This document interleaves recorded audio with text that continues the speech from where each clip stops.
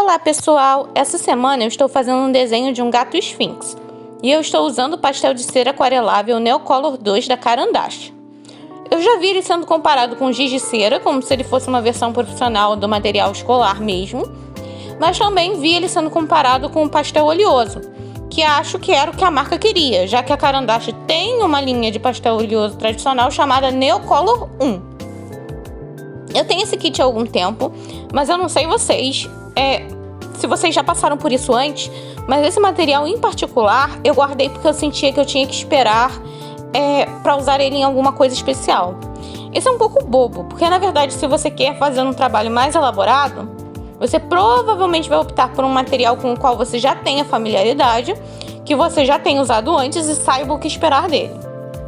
Um pouco sobre o produto.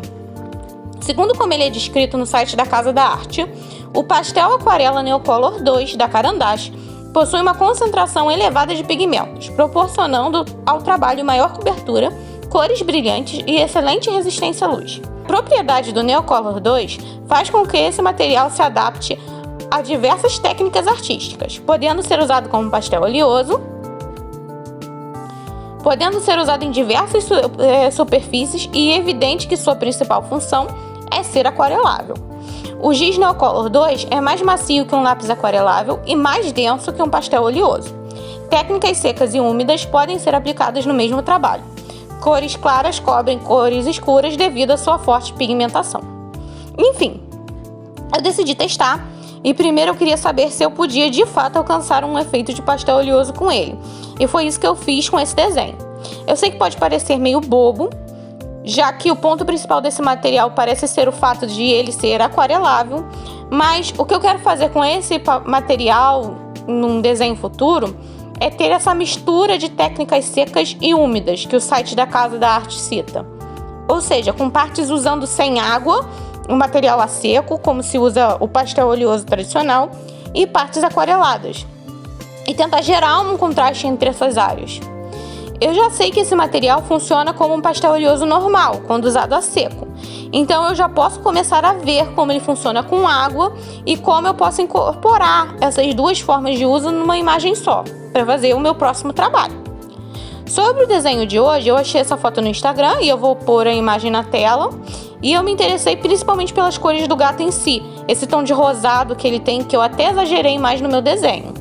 As cores são bem vibrantes e fáceis de se misturar, e em nenhum momento eu senti que precisava de alguma outra cor específica, porque eu podia trabalhar com camadas. Então, para a parte do rosto do gato que estava na sombra, eu usei o salmão, eu usei um cinza e branco, e dependendo da região eu usei um rosa mais vibrante e consegui chegar na cor que eu queria.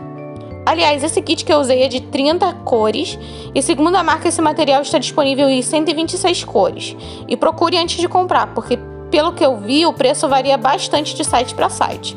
Eu também acho que minha irmã pagou bem menos na época em que ela comprou para mim, porque na época ela estava em promoção, mas eu já tenho esse estojo há um bom tempo, então não sei te dizer exatamente quanto ela pagou.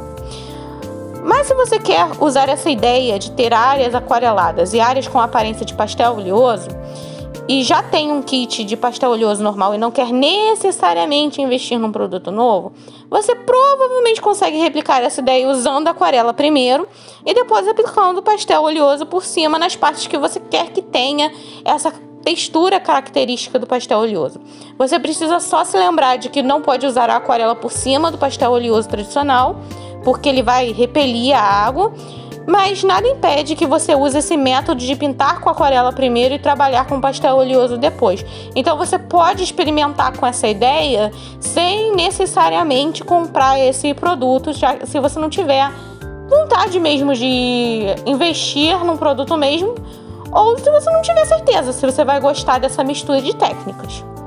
Enfim, por hoje é só, pessoal. Eu espero que vocês tenham gostado do vídeo de hoje. Obrigado por assistir, vejo vocês na próxima. Tchau, tchau!